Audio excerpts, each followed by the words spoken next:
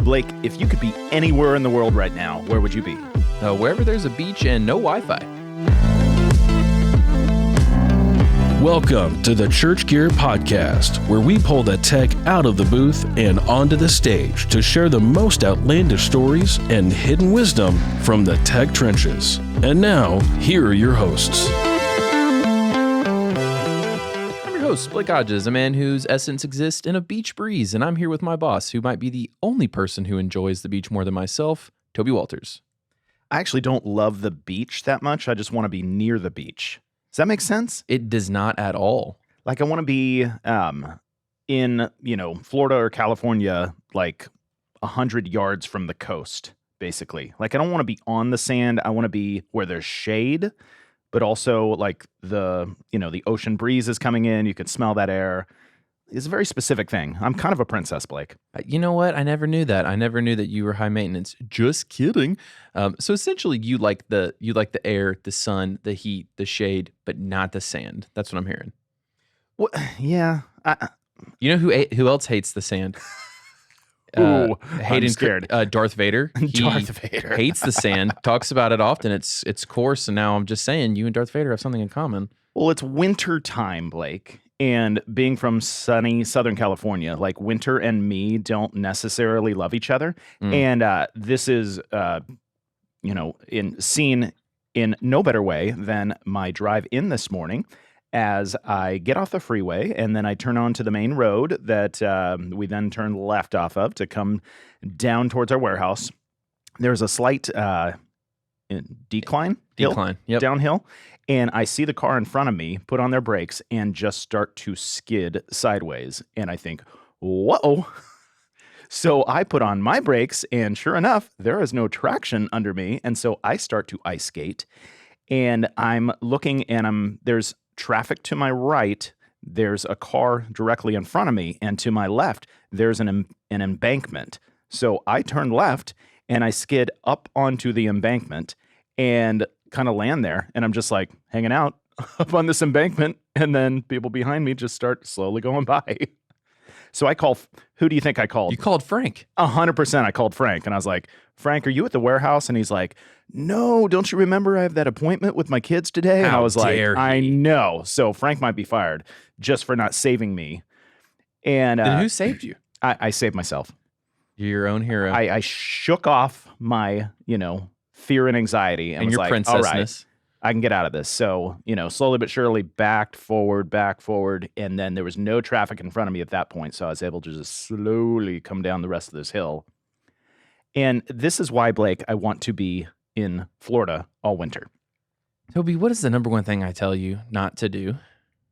Not to not go to Florida? No, I tell you not to die because I need you for the podcast. I know. You almost died on the way in for the podcast. See, that's why I want to go to Florida in the winter. So, recently that I went to Florida, and very specifically because it's cold here. Yeah, well, and you know who I would love to go to Florida to hang out with is the production director at Bayside Community Church, Chad Moore. Chad, welcome to the show, and can you confirm snow doesn't exist in Florida? Snow's never happened, not once, so... Well, that's nice to know. Toby, how quickly are you relocating? Have you already bought the house next to Chad's house?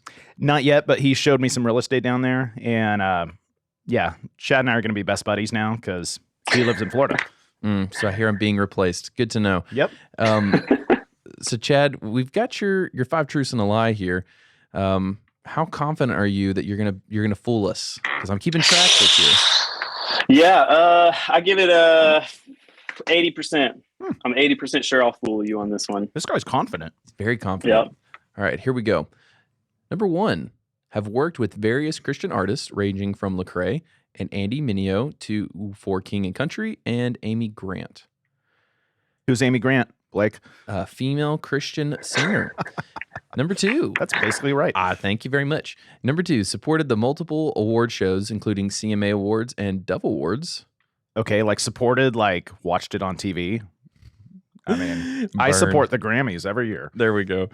Number 3, audio engineer for numerous televised events on ESPN. That's fun. Isn't ESPN in Florida? I'm not sure. I know they film a lot of stuff in Florida, so this could be true. Yeah, it's a part of Disney, so. Okay. There it is. Yep. All right. Where I lost track. Number 4, first started learning audio at the age of 12. I first started at 13, so if he beats me, this is disappointing. I bet it's like 6. I feel like these tech directors nowadays are coming out the womb with an Aviom in one hand and a Behringer in another. All right, number 5. Provided audio support for country artist Chris Jansen's gold record release party. That's a bunch of words. Fun. Number 6. Can make a resume look better than it is. So is he talking about his own resume? Like he can spin some, Well, I hear you're firing Frank, so I'll take a look at his for him. Great. Yeah. He's our operations director, so you basically have to run the logistics of the company or all the operations of the company. And get Toby off of an embankment at a moment's notice. Yeah. Frank actually helped me move my hot tub this weekend, so Frank's my hero. Oh, goodness. Okay, let's see here. I'm going to say that the audio makes sense unless he started learning it even earlier. That's how he would totally get us there. I'm going to lock in on the ESP. Well, you know what? He dug his heels in on ESPN. So I felt like that one's probably true. Do you have a gut reaction here, Toby? I'm going to go with him making a resume look better than it is. I feel like, he's going to switch around and say like, actually, I don't know how to make a good resume. Like my resume is terrible, even though he has a long history of great accomplishments. I'm going to go with the first one. I've worked with various Christian artists. Artists? Who are artists? Artisans. I'm gonna guess that one of those is the lie. One of the names in there. All right, we're locked in. Chad, what is it? It's starting learning audio at 12. Because it was 11. Was it 11? No. So I had actually only ran sound one time prior to deciding to go to college for it. So I ran sound at church one time in high school. And then the next time was pretty much in college. So I was way behind the curve of all these like young kids learning how to do recording studio stuff. I had no idea what an interface was and proceeded to go to school for it. So one time and you were hooked. I knew I just wasn't a good enough musician to make it. And so I feel like that was like the step over. So I still got to be involved in music and then, just took a different route with it. So. I'm wondering how the rest of the tech community is feeling right now, as Chad's basically describing the tech community as failed musicians. That's usually bass players, Chad. Oh, man. Well, that may be accurate. Well, it doesn't sound like failed musicians. It sounds like, hey, I just want to be a part of something, so I'm gonna do something else to be a part. So were you like 17 or 18 then, the first time you got behind a board? Yeah. I was playing bass at church and then, they needed a sound guy for the weekend. So I jumped in there and did it that one time. Loved it. Had no idea what I was doing. Didn't know what EQ, compression, anything was, but thought it was super fun. And so, just pursued that. My parents may not have loved that idea at the time, but well, I'm sure they thought it was very risky, you having done it once. Yeah. So I'm starting to think there's a ball and chain in the tech booth that the second you step in there, it just jumps onto your leg like a snake, and you're just like, well, this is where I live now. This is my home. I mean, I feel, and Chad, correct me if I'm wrong, but tech directors around the world are constantly looking for anybody that has even an iota of interest, and it's like, oh, you think these knobs are fancy? All right, you're in. That's right. I will raise you up. We're gonna really test that theory in 4 years when I'm done with middle school ministry and they've graduated, and I mosey over to the tech booth. Oh man, that's a scary thought. So tell us about working with like Lecrae. I love Lecrae. Andy Miniho, King of Country, Andy Grant. What was that like? Yeah, so it kind of goes back to that point at the bottom. I can make a resume look better than what it is. So being in kind of outside the church world for numerous years, I feel like people are so quick to just write any sort of accomplishments down on a resume. And so I remember I was doing a festival and I was standing by the monitor engineer and he goes, "Hey man, come here, here, mix for just a second," which there was no mixing to be done. And so I kind of just put my hands on the console. He goes, "Okay, thank you. Appreciate it." I was like, "What was that for?" He goes, "Oh, you can write this on your resume now. You just ran monitors for," I think it was Family Force 5 at the time. And so it's just funny how you can spin things to be what you want them to be.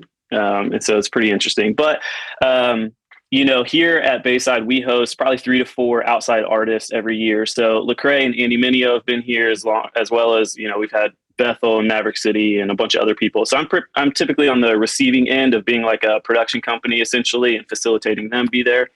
I was a spotlight op for King and Country. So I stood up in the rafters of an arena and just pointed a spotlight at Luke the whole time. And so lots of different angles of how I've worked with all of them. But yeah. Blake, this is brilliant. Like, we could actually do this with you. I'm so down. This sounds like the exact buffoonery we should be doing. Yeah, well, like Boggs or Roediger could, have you just show up at a gig sometime and just stand There you behind go. the board for a minute And- when they know you can't screw anything up. And I am confident enough to place my hands on the console and then There you proclaim go. to the world that I ran sound. Yeah, and maybe he's like, the vocal needs to come up 1 dB, and you're like, I don't know what that means. And he's like, push this fader up. Yeah, you did it. 1/4 inch. Decibel, I'm going to guess, is the D in the dB. Correct. There Look we at go. you, Whoa. learning before our very eyes. So tell us about working with ESPN. That's like televised ESPN things. That's pretty cool. Did you get to hang out with Tom Brady? Is that what I'm hearing?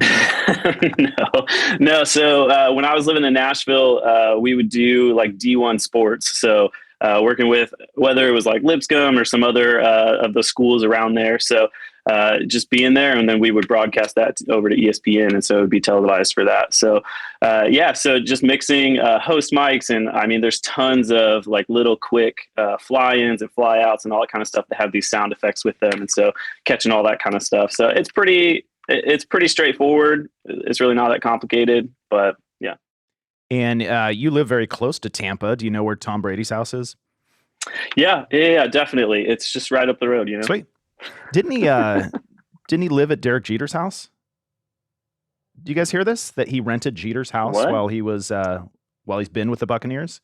That's funny. I guess I wonder if Jeter's going to kick him out of his house now that he's probably leaving Tampa. I know. And Chad, do you have any inside information whether Tom is staying or going? Zero at all. Ah. Don't watch football. Sorry to kill the buzz on that one. Oh, Chad. Listen. Things are televised while we're at church still. Come on. Do you think our tech directors have time to watch They live sports? don't. I know that. Well, and I wish they did. I wish they could have that.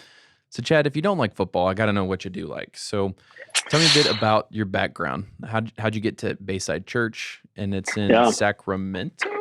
I mean, Yes. Sacramento, California. Absolutely. So what's funny is we get asked that all the time. So we've had people show up for Christmas services with a Bayside Church, California, like reserved ticket. And so they'll show up on the wrong day at the wrong time looking for services. Every time I talk to like a national production company, so like a Four Wall or Rose Brand or all these companies, they're like, "Oh, cool. So you're in California?" Like, no, not quite. A couple hours east. Y'all ever thought of changing the name to avoid the church confusion? Yeah. I'll bring that up in our next leadership team meeting. You should. He's joking, Blake. Well, it sounds like an actual occupational hazard if it keeps getting confused. And why shouldn't California Bayside have to change their name?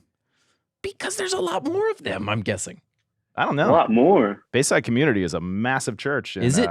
Y'all should have a fight then. Y'all should both churches should get together and like in Kansas? Yes, in Kansas, do a dodgeball game, but you also have to hold an open cup of coffee as you're playing dodgeball. If you spill the coffee or get hit, you're out. Winner gets the name. And let's clarify, Chad, who should really have the name Bayside?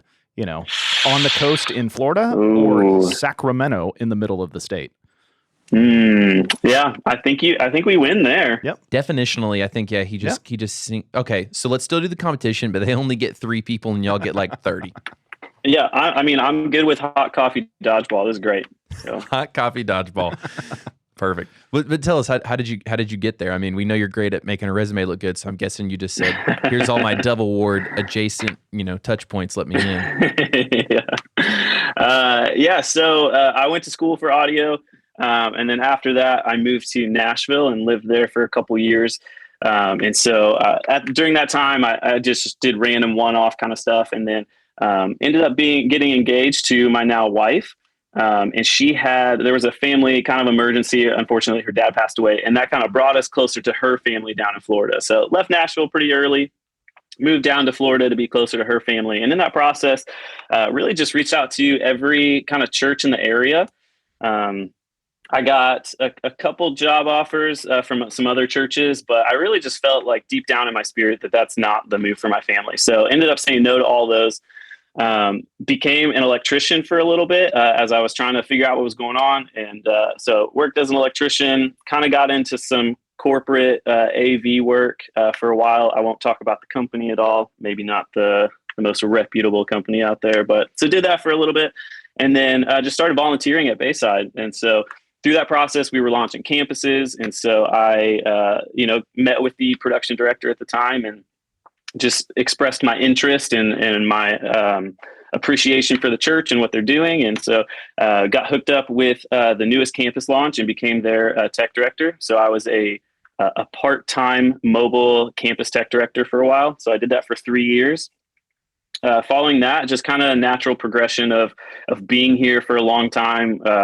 3 years is a long time in church production. So was here for a while and then moved up to the audio director at our broadcast campus. So started overseeing all that, kind of some of the audio that was being put out online, helping with some post-production for some videos that we were making. And then after that, moved into a production manager role where I oversaw every event that happened in our main auditorium. And then from there, it just kind of kept progressing into now the global production director. So I oversee all of our campuses, including our broadcast campus. So a lot of our listeners, I think, might feel kind of like stuck in their position at their church. Like they're looking at this, exactly what you said, global production director, and they're thinking like, how do I get there someday? And obviously you've told us, how to, falsify a resume with wildly overstated accomplishments. But what do you attribute? Like you started as a volunteer and now several years later, you're the global production director. What's kind of like the secret sauce in your mind to level up like that? Yeah. I believe in just putting your head down and working hard. So regardless of who's kind of seeing you, and I think in some ways that has made this process longer than maybe it could have. I think a lot of people are kind of upfront with, getting in people's faces and kind of selling themselves, where I don't believe that creates like long-term, like longevity in this kind of world. So I just believe in putting your head down and working hard, regardless of who's watching, caring about the details. So who cares what your show file looks like and sounds like if the stage is a wreck or your front of house area is a wreck. So let's pay attention to cable management. Let's, really put the time into some of those surface level details, the things that the pastor is going to see, or, that the MC is going to see, making sure things are safe, all that kind of stuff. And then you can kind of come back to honing your craft a little bit more. But, we gotta pay attention to some of those details. So I think that's a lot of it. I think never stop learning is a really important one. So making sure that you're always looking to educate yourself to move forward, whether that's through, there's so many free resources out there. So you can get Dante's certified and Custis certified, and Shure has a whole like university thing on their website where you can go and take their classes and learn about RF, and RF Venue has all that kind of stuff. So there's tons and tons of resources out there to progressively learn. And, and that's going to eventually put yourself in a situation where something that somebody else doesn't. And then you're going to get that one opportunity. So making yourself available, constantly learning and paying attention to the details, I think are pretty core in that, and just waiting at that point, God will kind of reveal situations to you and allow, if you're pursuing him and you're, patient, I think that opportunities will come. So. And what do you attribute just your longevity at Bayside? I mean, so many people in the church production space are lasting, 18 months and then going to ESPN or just looking for the greener grass. Yeah. Like, how did you stay just patient and faithful at Bayside for so long? Man, that is a loaded question. And before you answer it, how long have you been there again in total? Yeah, I've been here for, I think I'm about to enter my 7th year. Okay. Yeah. The 7 years. Yeah. So That's a very loaded question. I think, it's a tough place to work. It's a never ending cycle. There's no like, oh, you just finished a big project, let's celebrate, and then let's start something new. Like Christmas happens, and then 7 days later, there's something else going on. So it's this never ending kind of mental battle to keep going. So I think longevity comes from, you got to have a hobby. Like this can't just be your life. You've got to figure out ways to disconnect and to do something else, and to connect with others. Whether that's a small group or if that's just through your hobby, being surrounded by other people to keep you grounded and keep your perspective clear, and not just this like victimized mentality of like the church production world, which I think we all fall into so easily. So I think hobbies are really good, but also like communicating expectations with leadership, making sure it's super clear that like you want to continue growing, and here's some things that I want to accomplish, and here's some of the trials and tribulations that we're kind of going through. Like, how can we help this? So being very upfront with your communication, not complaining, but rather trying to help create solutions for longevity and health.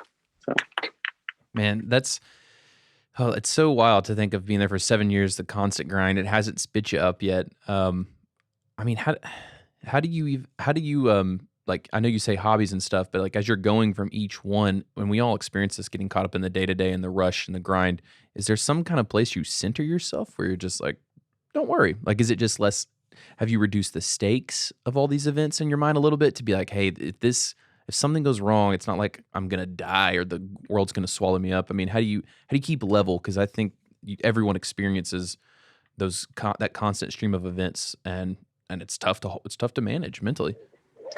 Yeah, I mean, I think you just touched on it. So I've had to, over the last couple of years, not, like I go to our Christmas services. I wouldn't say that we crushed Christmas as far as like this hyper creative big performance or anything like that.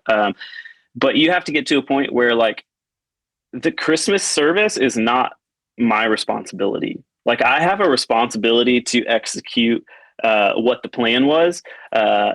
Fortunately for me, I'm not in a position where I'm not the only one planning Christmas services. I know there's worship pastors or production people out there who that might be the boat that you're in, but a team of people collectively kind of came together to plan this service. And it was executed fine. Like it was executed really well, but I just don't know that the overall idea came to full fruition like we anticipated it happening. And so you just got to get to a point where like that we did the best we could, and that's great. That's people's salvation. I'm not anybody's savior. So I'm going to steward what I can. And that's pretty much it. So I think you definitely touched on that getting to that mental place where you just have to let go of certain things. So you can only control so much.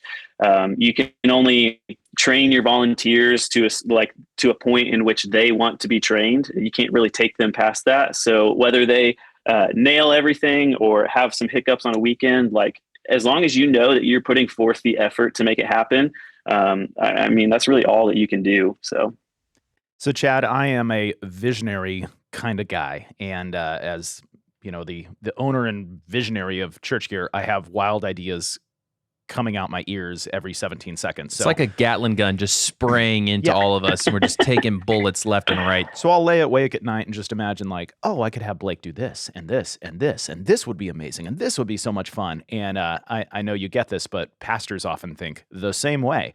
And so your pastor might come to you and be like, okay, Chad, for this Christmas service, this Easter, this random Sunday, I have this thing in my head and it's going to be awesome. Please make it happen. So you in your position now, how do you take that just like crazy wild vision that pastors often have and then realistically either make it happen or communicate, how, what is actually possible? And then how do you lead your team through that when really you're the one who has to take the pastor's vision and then make it happen on your team? And they might be thinking, this guy's crazy. Because that's what we're thinking when Toby says it to us. Yeah, I feel bad for you, Blake. That sounds like a tough position to be in. So, I think, what I try to do is I'll try to hear them out, try to listen to everything that they're trying to describe. And really, what happens a lot of times is there's a huge miscommunication between pastors and production people is they're trying to communicate one thing and we're hearing and picturing something else. So really trying to get a great view of what they're describing and what they want. And then from there, I try to go back and think upon that, research it, analyze it, talk it over with the team. And then I come back with 3 solutions. So I can say, yes, we can do that, because the answer 99% of the time is yes, that's possible. It's physically possible to do whatever you're asking. But on the flip side, it's going to take this. It's going to take this many hours. It's going to take this much money for this solution, and try to bring a couple solutions. And so it's going to do this for this solution. It's going to take 100 hours for, this solution, and it's going to cost this much, and really just try to break it down and leave that choice up to them. So, if they're the leader and they're the ones we're supposed to be following and kind of honoring in this situation, like, let's just leave the choice up to them, and we will provide the solutions, and then they can make whatever the decision is. So I like that a lot, Blake. It's like he is, taking the pastor's vision, trying to lay it out on paper, and then come back with 3 realistic options. It's like a general contractor almost. I mean, I love that approach, because if we're going to just be real honest right now, that's always been a tactic of mine is, yes, we can make anything happen. And this, how like in improv, it's yes, and it's always yes, and it'll cost you this. Because the moment I'm like, this is what it'll cost, I'm not the bad guy. You know what I mean? Right. I think we feel and it's so. Yeah, oh, sorry. No, you go.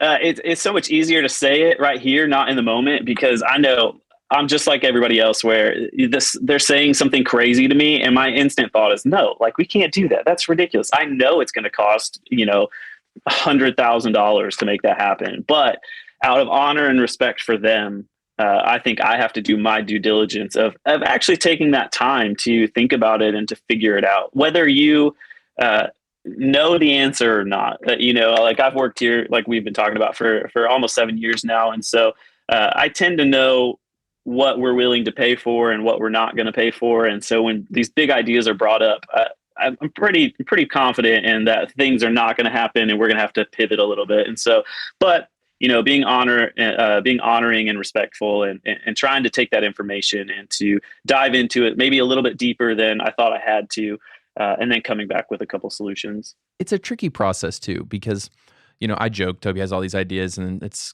spraying us like a Gatling gun. That's true. I just had another one too. I would like this is what I want you to accomplish this week, Blake. I would like the Church Gear logo on the moon. Well, all right. So please make that happen. Call up my buddy Elon, although he's gone. I don't know how efficient he is. I think he's probably being dragged down by Twitter. I love how we all assume that Elon Musk is the one that could make that happen. Well, it's him or Bezos. You know what? Forget that. I'm going to Bezos. Yeah. He's centered more right now. Chet, what you're describing, though, I think there's a good nugget in there, is like, it really takes this repertoire between two people or 2 departments or whatever it is. Like, Toby has an idea that I never would have thought of. I hate saying that. I feel like I can come up with ideas, but he has some that I'm like, wow, I would have never thought of that. That's genius. And then he has some where I'm like, you just said I'm a genius? Nope. Thank you. Nope. Then he has some where I'm like, that will kill us. And so I think you have to have this flow between the 2 parties of like, I have to be willing to hear him out, and he's got to be willing to hear when I'm like, I don't think that's feasible, or at least it's going to take this. But when you have that, and honestly, that's why I still work here, because I think we do. When you have that flow, it kind of makes it so much easier to, like, the stress is gone, the stakes are not gone, but it's reduced. The stakes feel a little, I'm not worried if I say no to an idea, I'm going to get fired or he's going to hate me. And I bet a lot of production people feel that way. Like, if I say no, they're going to be like, well, they're not good anymore. You know what I mean? Like, so that's kind of eliminated. That's my guess. Yeah. Right. Well, and I think a lot of creativity comes out of these kinds of conversations, these wild ideas, these huge, lofty concepts, but being able to do the research, you're either learning about how to do something, or you find out a more efficient way, or you find this Home Depot hack of how to make something happen or whatever. Like, I think there's a lot of value in this process of trying to find a couple solutions for some lofty kind of crazy idea. So. Do you think production directors knew when they're going in how many Home Depot hacks they'd have to come up with?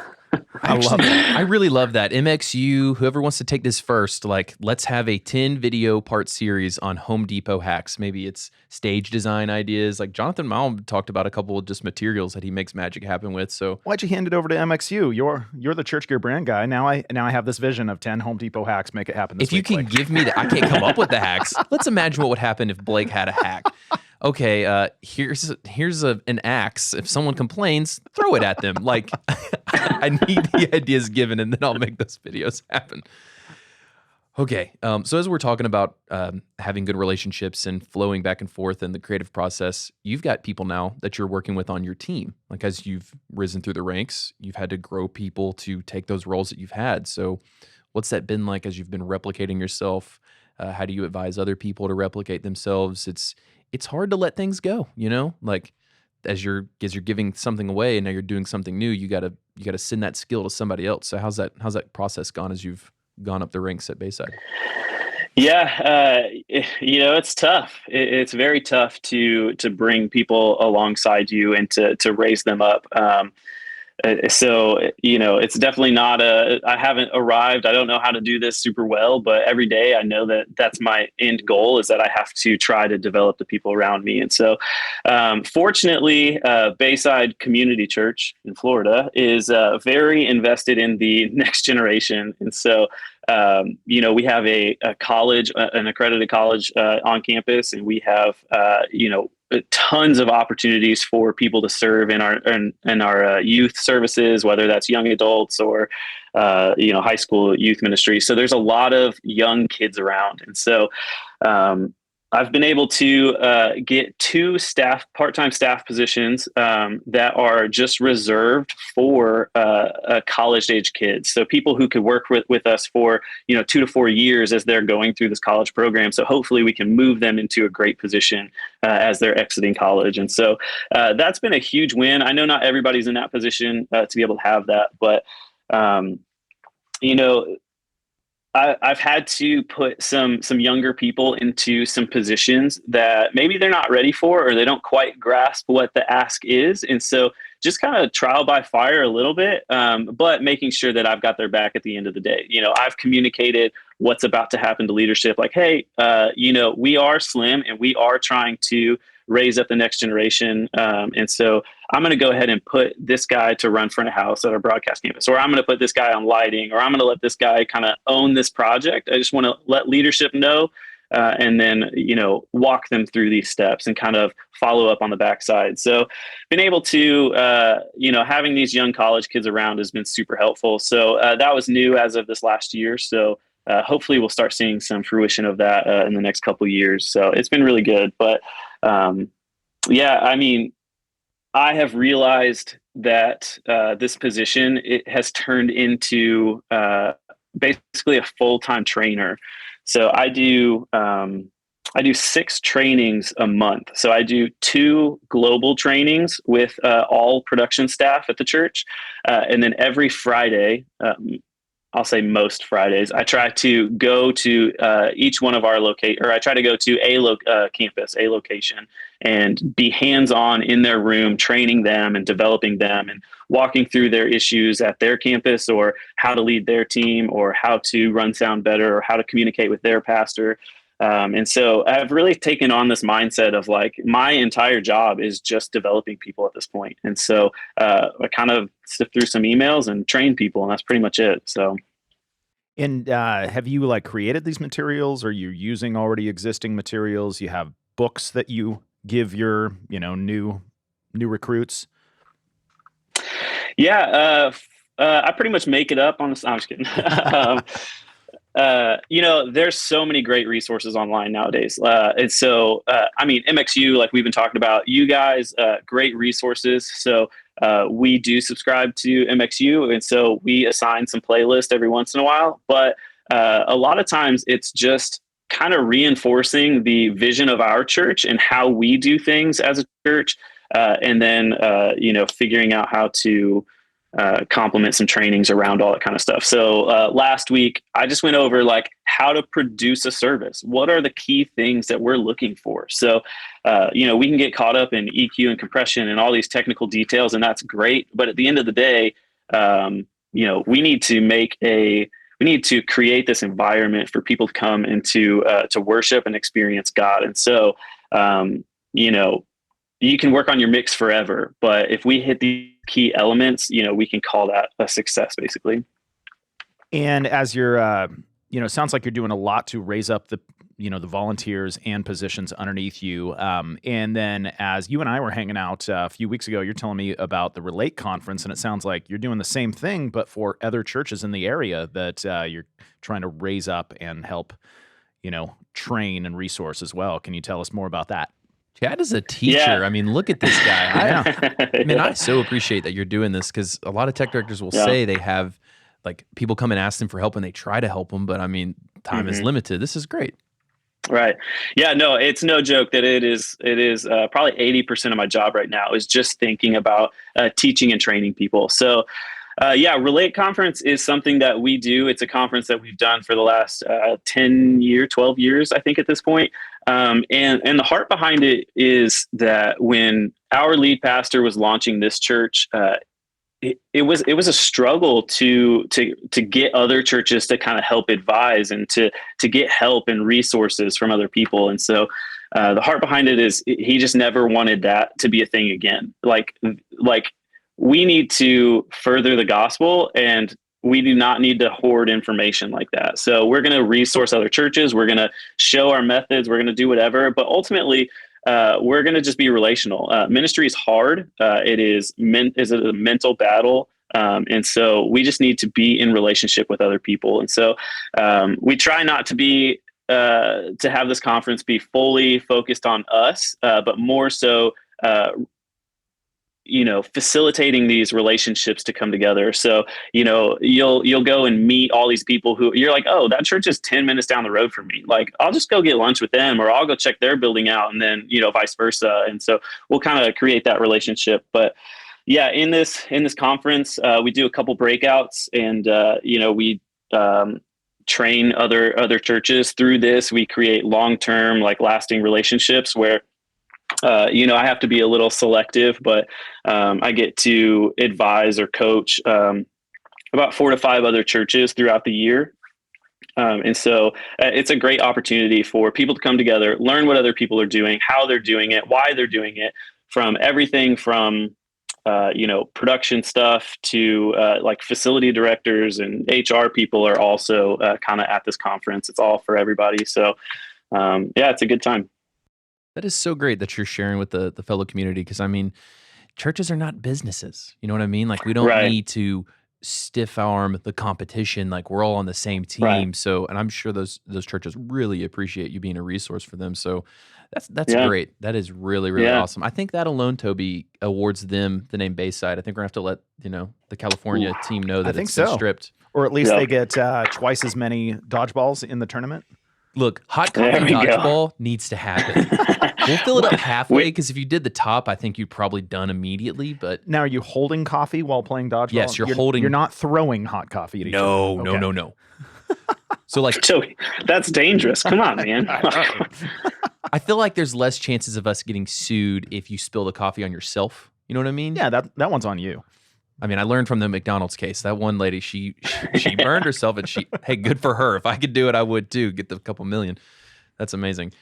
And so this is just kind of a funny, unrelated, slightly related, but we've joked how Bayside in Sacramento has provided us the most guests. That's but true. We are starting to have competition in Chad. Is it Greenville College or Greenville University? Chad, Caleb Lepke, and Jake from Churchfront. All right. We guys like the same class even? They were a couple years ahead of me, but yeah, we all went there. So, yep. They're pumping out quality production people, I'll tell you that. Man, Blake, if we can get 1 or 2 more from Greenville University, then it'll be beating Bayside in Sacramento. Listen, if this is the vision you're handing me, I feel very confident on that one that we can make that happen.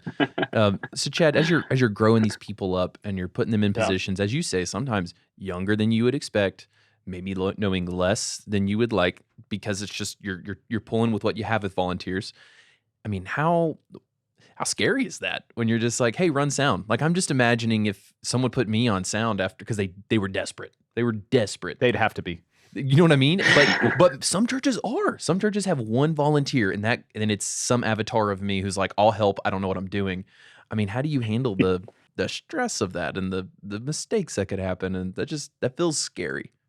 Yeah, no, definitely very scary. Man, that's a tough one. Yeah, so I think just making sure that you have done your prep work. So you have met with them, you've talked about the expectation, you've really coached them through. I think this is also where having killer processes, systems and processes in place to allow people to be successful is really important. So,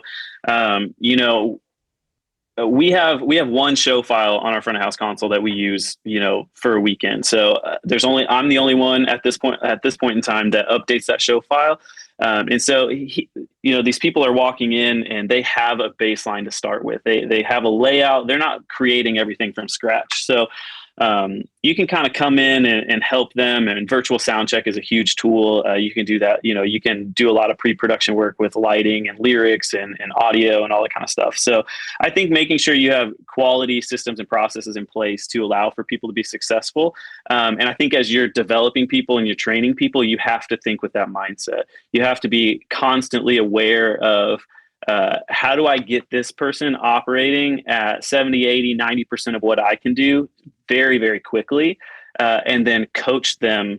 So like I train in reverse order. So I want somebody to operate as fast as possible, and then we'll backfill information. Like I don't generally start at ground zero of like, hey, this is an XLR and we're going to, work our way up and talk about impedance and ground lifts and all, like that stuff's boring, right? So I'm going to figure out how to get somebody to operate at 70, 80, 90% of what I can do super fast. And then we'll backfill some information from there. So. And obviously in your position, if something goes wrong, the pastor isn't going to go to that volunteer. He's coming to you. Right. And so, it's on you to make sure that person has the training they need and is set up for success. Yeah. It will. And what I'm hearing from you too is it's systems, not superstars. Like I need good systems, not superstars. Mm-hmm. I need the system to be so well, like I need to build this system so that any volunteer that comes in or any, college student, as you say, that cycle in and out, like if I build an amazing system, I can plug and play easily. Whereas if I'm just depending on superstars and that guy graduates and goes to college, and honestly, tech directors seem to be, 19 nowadays, like at any moment they could be stolen from you to go be a tech director somewhere. You need the system in place. Right. And I think I might get some hate for this one, but say it. We love a hot take. Yeah. So our campuses, I think doing all this advanced mixing and lighting stuff is great. Like I personally do that, and doing 3 drum buses and doing all this like crazy routing and stuff on your console, but that is not an effective system for a team of people who isn't at that level, who may not know what all this stuff is doing. So if there's a routing issue or you're trying to add channels and they're not routed correctly, like you're not setting that team up for success. And so we just kind of go back to basics and we simplify, we make things pretty streamlined, straightforward. And we just make it easy so that way we can get, the gospel out there. We can further the kingdom. We don't need to get caught up in 4, 5, 6 drum buses and 12 reverbs. And, I think that creates a great mix, but it doesn't create a great system. So the Bayside Basics. Ooh, there we go. That's your training manual.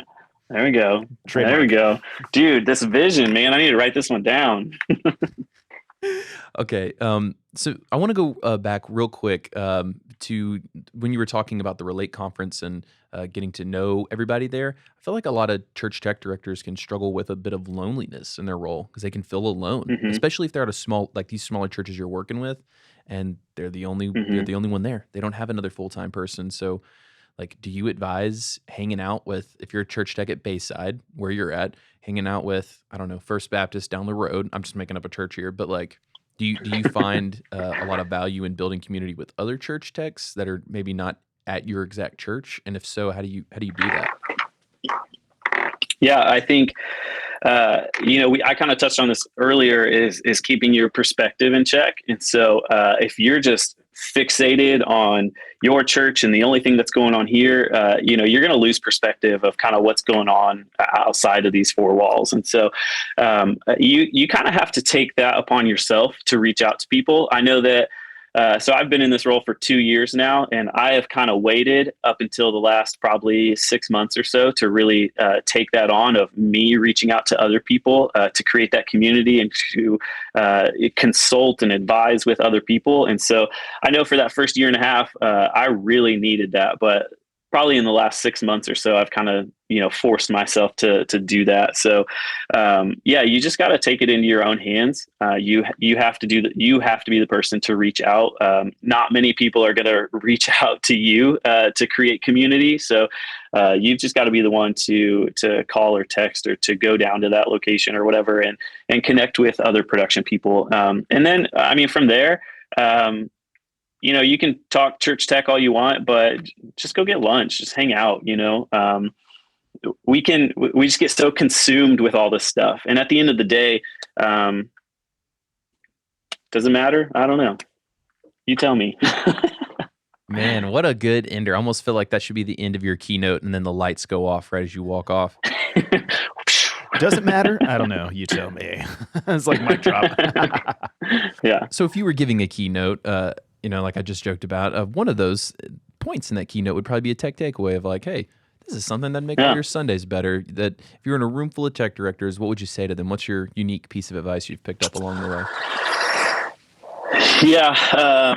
For all the kind of audio files out there, this is going to be another controversial point, but so what I've found, so I was talking about systems, like creating systems for not only high efficiency, but high quality. And so one of those things that I've kind of been able to figure out is using a dB meter during line check. So if you gain stage your audio to, your 0 mark or -18, depending on how you're metering. But if you gain stage appropriately and then set your fader at a specific dB. So I'm going to use an example. So I would do like 75 dB. So I would put all my instruments at 75 dB. I would bring my cymbals 5 dB lower to 70, and then I would do my vocals 5 dB louder. And so essentially what you've done is you've created a balanced mix. So if you're operating with just volunteers, or maybe you're more of a lighting or a video guy, we just kind of created a slightly scientific way to get a balanced mix. And so you kind of have to fine tune whatever that number is. We've found that if you're using a dB meter at 75 dB to get your mix for your instruments, that'll create like a 90, 92 dB mix at the end of it. But doing this kind of, it takes some volunteers' opinions maybe out of it, which sometimes is a good thing. Sometimes like their opinion of how loud a snare should be may not be the right thing. And it also takes acoustics into account. So if you have an acoustic kit in a small space, it's kind of taking the natural acoustics into account when you're measuring for loudness there. So maybe not the most musical way to get a mix, but it's a very volunteer friendly, a little bit more scientific manner of how to get a balanced leveled mix. Sounds like it's an opinion optimizer, so you can there you go. Avoid the unneeded opinions. Not to say that volunteers don't have good ones, but we all know that when there's too many cooks in the kitchen, nobody's getting fed. I love this tech takeaway, but I'm trying to imagine Chad teaching this system to you, Blake. And I feel like your first question would be, what is audio? Hey, you fly me, put it in the Church Gear budget to fly me down to Florida and film this video, and I'll make it all happen. It'll be amazing. I mean, you just learned what a decibel is today, so you know what the dB stands for. Look, I've got the world's best trainer right here. I mean, that's all there the guy does. That's right. If there's anyone who's going to teach me, I bet it'd be him. Well, Chad, if you were going to teach other people and if people were going to connect to you, how would they reach out to you? What do you want to plug here?